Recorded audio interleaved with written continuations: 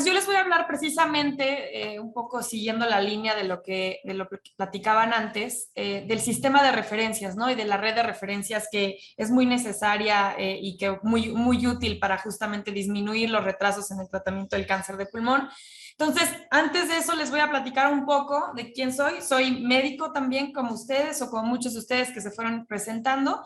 Hice una maestría en epidemiología social y el doctorado en salud pública. Y esto es importante porque el doctorado en particular me he enfocado en entender e identificar cuáles son las trayectorias de los pacientes hacia el sistema de salud. Es decir, cómo es que se mueven los pacientes, qué tipo de búsqueda de atención tienes, cuántos hospitales buscan antes de por fin tener un tratamiento. Y sí también identificar cuáles son los tiempos en que tenemos de tratamiento o de diagnóstico en cada tipo de pacientes, porque como mencionaron previamente, hay determinantes sociales y características sociodemográficas que ya predeterminan estos retrasos. Entonces, bueno, un poco me he dedicado a estudiar esto en los últimos 3 años y también entender las barreras que se enfrentan estos pacientes a lo largo de sus trayectorias hacia el cuidado de su cáncer, ¿no?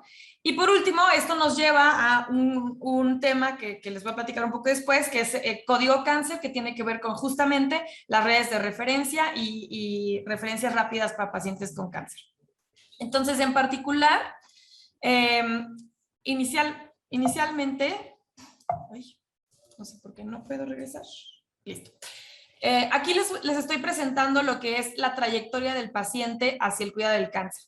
Es decir, estos son todos los eventos más importantes que nos llevan desde el inicio de cuando el paciente detecta cambios en el cuerpo hasta que termina su tratamiento, tiene una sobrevida o el paciente muere o tiene una reactivación del cáncer.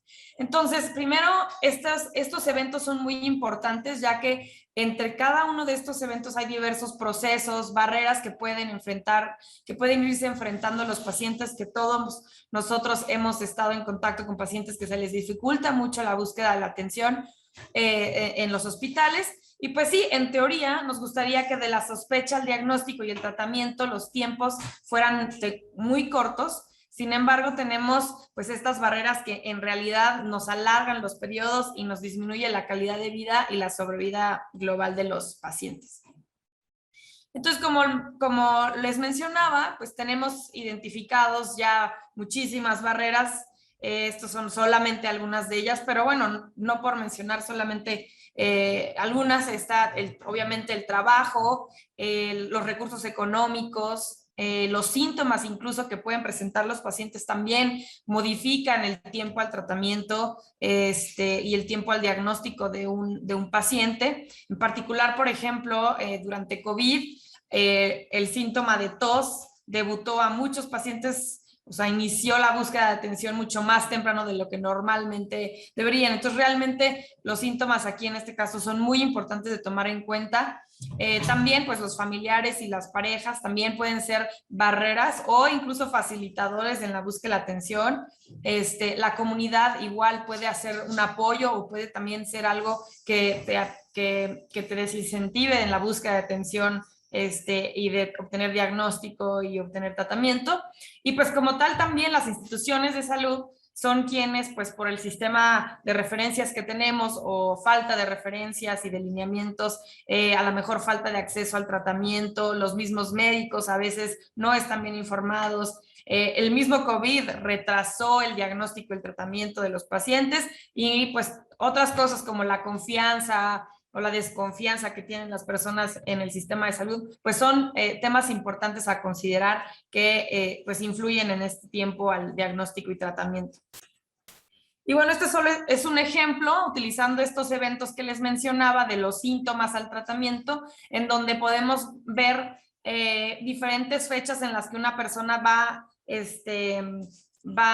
pasando cada hito. En este caso es una paciente femenina que tiene y presenta y con verbalizaciones describe una situación en la que inicia con unos síntomas que parecen ser que simplemente es una lesión en el hombro y pues en realidad era cáncer de pulmón. Posteriormente pasa por una búsqueda o sea, bastante larga de médicos y de atención y nadie le da al diagnóstico. Entonces ella busca a casi 13 médicos después del primer médico en donde, bueno, nadie le daba al clavo y finalmente se obtiene un diagnóstico y por primera vez llega, en este caso, al INCAN, que es en donde estoy haciendo el estudio, hasta un año después de que inició sus síntomas, de que iniciaron los síntomas. Entonces, en este caso, lo que les voy a presentar es, no es la misma paciente, pero esto es un dibujo de una trayectoria similar,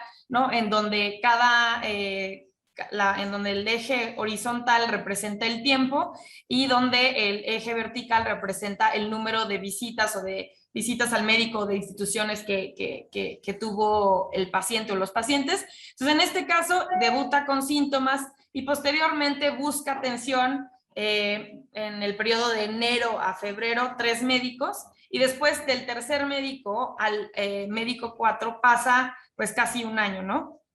En este caso de febrero no, 9 meses, perdón, hasta noviembre del 2020.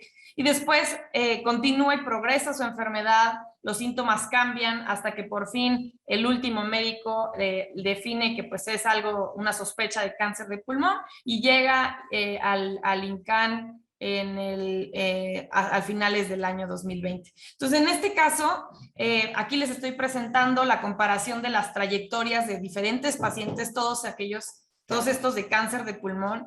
Y como vemos, no hay un patrón, no hay nada que prediga en realidad cómo es que se comporta una persona. Obviamente podemos ver características que, por ejemplo, un nivel educativo más alto tiene a lo mejor una búsqueda más alta de hospitales, pero en un periodo de tiempo más corto, mientras que un nivel educativo más bajo se tarda en buscar atención, posteriormente busca atención de manera más esporádica y el tiempo en el cual obtiene efectivamente ya su diagnóstico y tratamiento, pues se alarga. Entonces, pues esto es un poco como lo que nos preocupa a todos nosotros, que obviamente que tengan falta de acceso, que se retrasen en el diagnóstico y el tratamiento.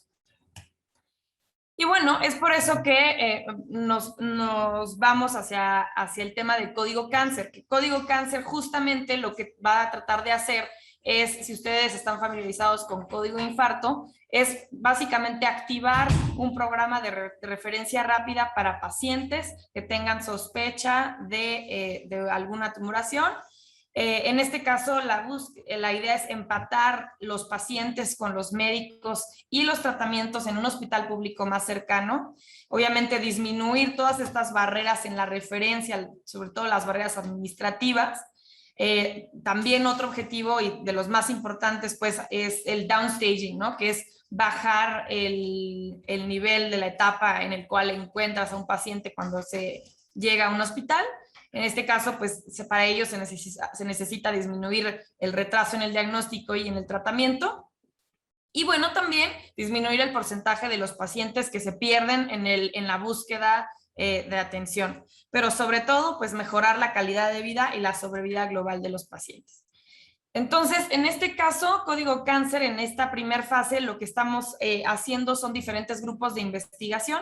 Entre ellos se encuentra un grupo que va a hacer un mapeo de distribución de recursos, en este caso de la infraestructura diagnóstica y de la infraestructura terapéutica, particularmente en cáncer, también los recursos humanos, y eso empatarlo también con, pues obviamente, una agenda de tratamientos, ¿no? Que existe a nivel nacional y a nivel también de instituciones, por presupuestos y demás. Además, bueno, tenemos otro estudio que lo que va a buscar, o otra línea de investigación, que lo que va a buscar es identificar estos retrasos precisamente desde el punto de vista desde entrevistas, perdón, y también desde cuestionarios y búsquedas en el expediente sobre fechas importantes, etcétera. Y bueno, esto también nos va a permitir tener una idea más clara de cómo podemos armar finalmente este programa de referencias rápidas. Y obviamente para eso tenemos que identificar cuánto disminuimos en costos por un día ahorrado en el diagnóstico o en el tratamiento de cáncer de pulmón. Entonces esto también lo estamos llevando a cabo. Y en este caso también tenemos capacitación para trabajadoras sociales o personal de salud que va a estar certificado por la UNAM, en el cual pues vamos a procurar justamente incentivar una cultura del tiempo al tratamiento, de que la gente realmente, de los médicos, incluso los pacientes y las trabajadoras sociales en particular, realmente le presten muchísima atención a estos indicadores que son sumamente importantes. Y pues obviamente todo esto que les acabo de mencionar nos lleva a una entregable muy importante, que es hacer y generar estos lineamientos de referencias hospitalarias. ¿Y a qué me refiero con esto?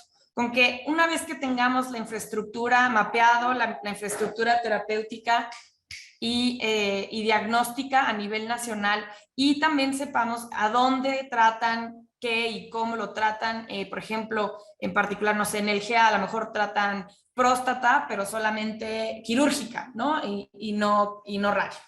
Entonces, en este caso es conocer todos esos pequeños detalles y poder generar una referencia que sea, digamos, mucho más efectiva y eficiente, y que pues disminuya estos tiempos de diagnóstico y de tratamiento.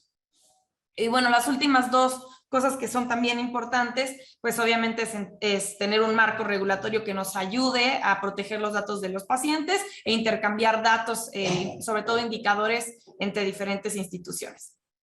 Entonces, en resumen, el Código Cáncer ya en la fase 2, que es decir, todo lo anterior es, digamos, la preparación para lo que va a ser Código Cáncer. En esta fase 2 lo que vamos a tener es probablemente un call center o algún tipo de mecanismo de comunicación que permita asesorar al paciente. También una plataforma que nos permite identificar los recursos, es decir, infraestructura y recursos humanos en vivo, y que de esta manera podamos hacer las referencias rápidas hacia su hospital más cercano. Y bueno, como les mencionaba, el diplomado y por último, pues obviamente las referencias, que no nada más van a ser internivel, sino buscaremos que sean incluso interinstitucionales.